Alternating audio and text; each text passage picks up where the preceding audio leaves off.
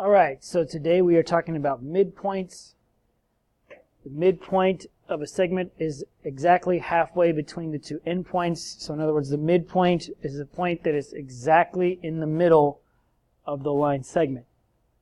So our formula for finding a midpoint is to take the two endpoints, add them up, and divide by 2.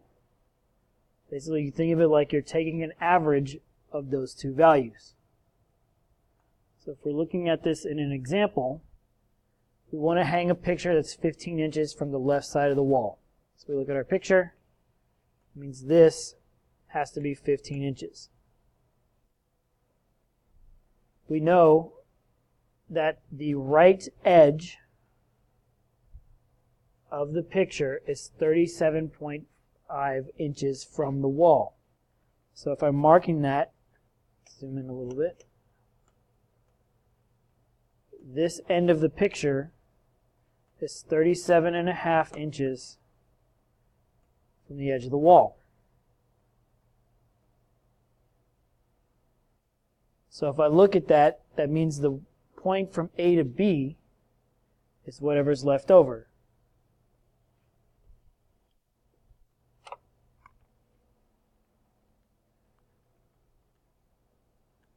So if I take and subtract the 37.5 and the 15, that tells me that I have 22.5 inches left over. If I want to know where to place the nail, right, that usually needs to go right in the middle of the picture. So if I take 22.5, divide it in half,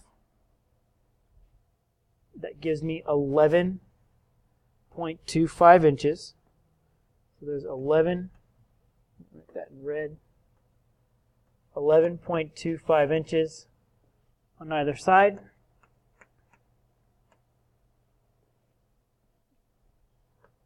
If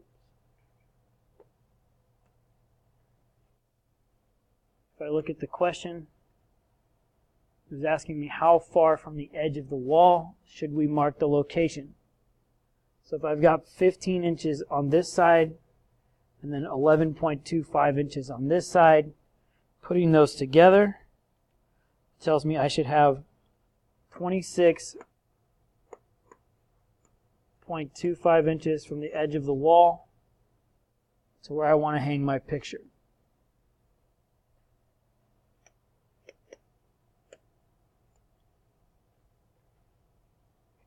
All right, for our next example, we're looking at midpoint on a coordinate plane.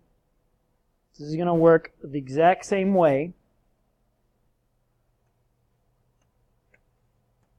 only now we have to account for the x and the y axis. So if you look at the picture, you take your x values, add them up, divide by 2, take your y values, add them up, divide by 2, and that'll give us our coordinates. So if I want to find the midpoint for point S and point T, I'm going to take my two x values, add them up, divide by 2, so -6 plus 1 divided by 2. I'm going to take my two y values, add them up, divided by 2, and those will give me my coordinates. So if I'm given it as a fraction, I can say -5 halves, comma 3 halves. Or if I'm giving it as a decimal, I can say -2.5 and 1.5. Either one would be acceptable if they didn't specify in the question. Alright, so you've got a couple examples that you can try on your own. Remember, you're using the exact same formula.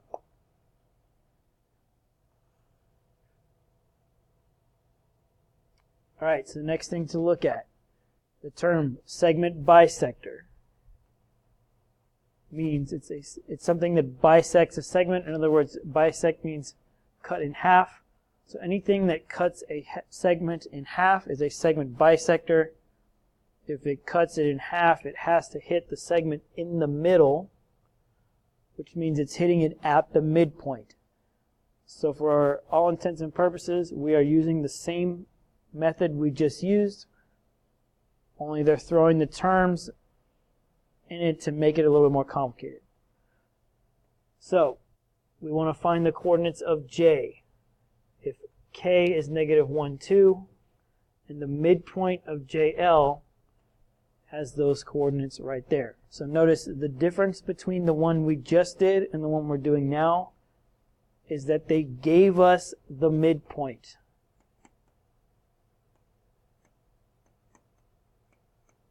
So if we were to plot the points in order, right, we have our segment JL. So J goes here, L goes here. K is in the middle. So when I'm setting this up, I'm setting it up like an equation. And so for this example, I'm going to work out the x and y separately and then plug the points in again at the end. So I know that K is my first x value, right? So negative 1 plus some missing value, so I can call this x2, divided by 2 should equal to 3. So if I don't know what to do next, I can make this into a proportion. Remember, take your whole numbers, put them over 1, cross multiply.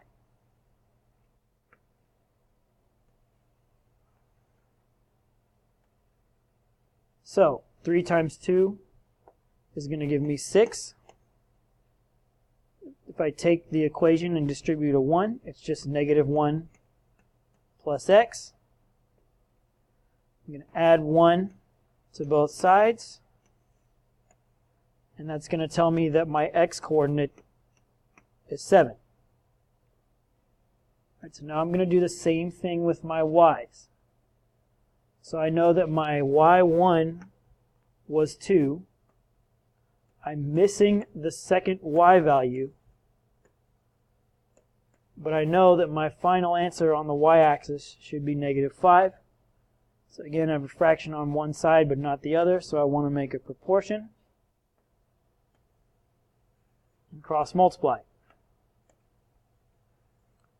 Okay, so we know negative 2 times, or 5 times, negative 5 times 2 is negative 10. Take 1 times the equation, so 2 plus y. I need my 2 on the opposite side. So my y should equal to negative 12. So if we go back to what the question was asking for, it said find the coordinates of J.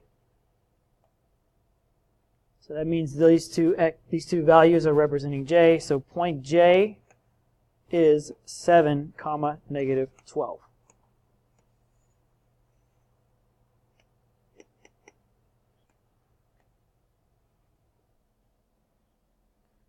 All right, so there's an example for you to try on your own.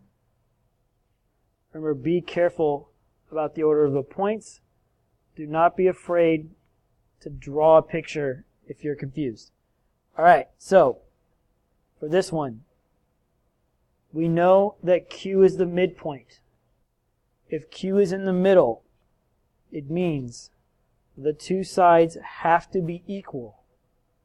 And since we don't have any numbers, we're going to have to use our equations. So if I know those are equal, that means 9y minus 2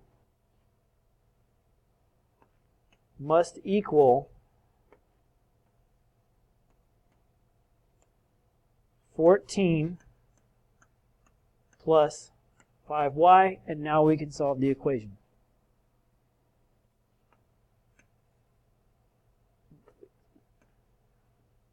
Alright, so I want all of my variables on the same side, so I'll subtract the 5y.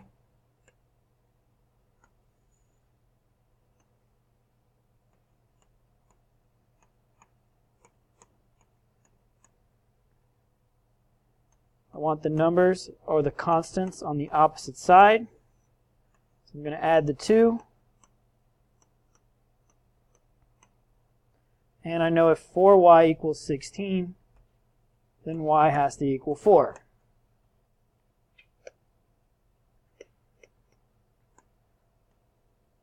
But if I go back to what it was asking for, it said find the measure of PQ. In other words, it wants to know the length from P to Q, not the value of y. So I am not done. I have one more step. And that's to go ahead and substitute the value I got for y into the equation that tells me PQ. So 9 times 4 minus 2. 9 times 4 is 36. Minus 2.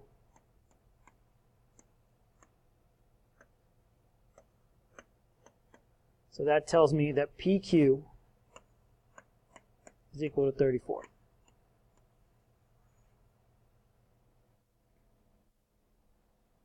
All right, so we have one more problem to work on our own. And then we come to our last example. So this is fractional distance. So basically we are looking for a value of x on the line from A to F that is 1/6 the distance from A to F.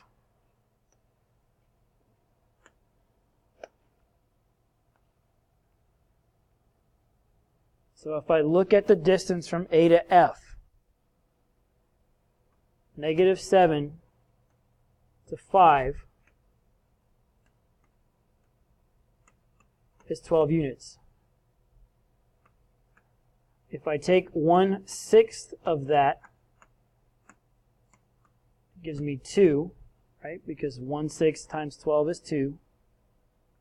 That means I want to go 2 spaces from -7, so x should land on -5.